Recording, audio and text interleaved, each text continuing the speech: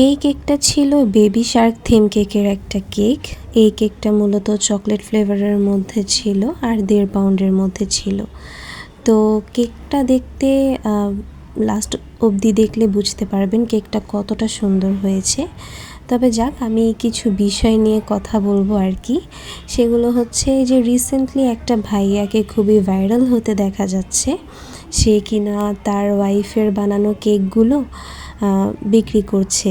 কিন্তু আমাদের প্রত্যেকটা বেকার্সদের কথা হচ্ছে যে একটা মানুষ কিভাবে পারে 40টা কেক একই দিনে বানাতে।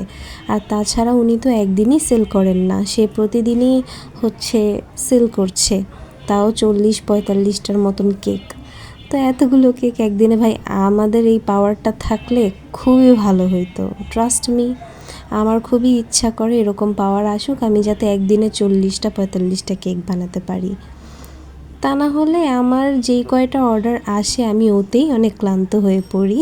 যাক গিয়ে সেই বিষয় বাদ, এখন আসছি এই কেকের কথায়। এই কেকটা দেখতে সুন্দর হয়েছে ঠিকই, তবে আমার দ্বারা একটা মিস্টেক হয়ে গেছে। সেই মিস্টেকটা হচ্ছে আমি বেকিং পাউডারটা কিনিনি। আমার বেকিং পাউডার দেখি হঠাৎের মধ্যে শেষ হয়ে যায়। আমি এটা খেয়ালও করিনি আমার বেকিং পাউডারটা কীভাবে শেষ হয়ে গেল। তখন আমি একজনের কাছ থেকে, আমার পাশের ফ্ল্যাটের একজন ছিল, ওই আন্টির কাছ থেকে আমি বেকিং পাউডার নিই ধার হিসেবে। তো আমি তো মনে করেছি বেকিং পাউডারটা ভালোই হবে, কোনো প্রবলেম হবে না। তো এরপরে কেকটা বানালাম, কেকটা রেডি করলাম, সব কিছু করলাম। ডেলিভারি দেওয়ার পরে আপু বলতেছে যে আপু মাশাআল্লাহ আপনার কেকটা খুবই সুন্দর হয়েছে আর খুবই স্যাটিসফাইড আমি, বাট একটা প্রবলেম হয়েছে। পরে আমি বললাম যে কি? আপু আপনার কেকটাতে মনে হয় বেকিং পাউডার একটু বেশি পড়ে গিয়েছিল, তেতো ভাবটা একটু লাগছে। তখন আমি বললাম যে আপু এটা তো হতেই পারে না, বেকিং পাউডার অতিরিক্ত কেন দিব, যেটা যেই মাপের আমি সেটাই তো দিব। পরে যে আমি বুঝতে পারলাম যে আমি যে বেকিং পাউডারটা ইউজ করেছি সেটা হয়তো বা অনেক দিনের পুরনো ছিল, বা বেকিং পাউডারটা কোনোভাবে ভালো ছিল না। তো এই বিষয়টাই আমার খুবই কষ্ট লাগলো যে আমার যত কষ্টই হোক বেকিং পাউডারটা আমার নিজে থেকে ওই টাইমে কিনে আনা উচিত ছিল। অবশ্য রাত হয়ে গিয়েছিল, আমার কাছে কিছু করারও ছিল না। তো এখন আমি আপুকে বললাম যে আপু আন্তরিকভাবে দুঃখিত, এমন আমার পেজে কখনোই হয় না, কখনোই আমার কেক খেয়ে মনে করেন কোনো কমপ্লেন দেয় না। যেহেতু এটা হয়ে গেছে, এটা তারপরও আমার ভুল না।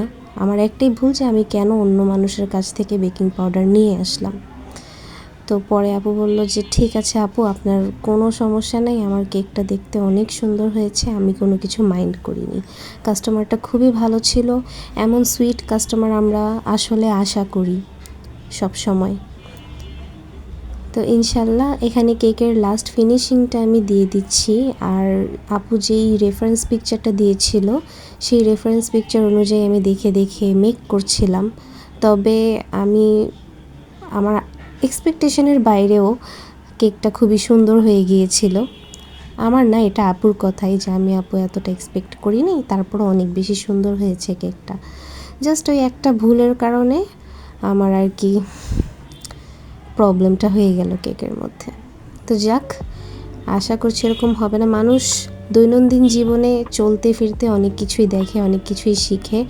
আর আসলে নিজের জিনিসই ব্যবহার করা উচিত সব সময়, এটাই আমি মনে করি। আপনারা সবাই সব সময় নিজেদের জিনিস ব্যবহার করবেন। আমি প্রত্যেকটা বেকার্স আপুদের এই কথাটা বলতে চাই, অন্য কারো কাছ থেকে নিয়ে কখনো কোনো কিছু ব্যবহার করবেন না।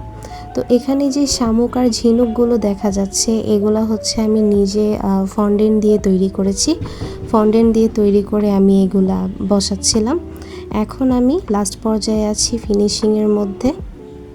দেখুন কেকটা দেখতে কতটা সুন্দর লাগছে।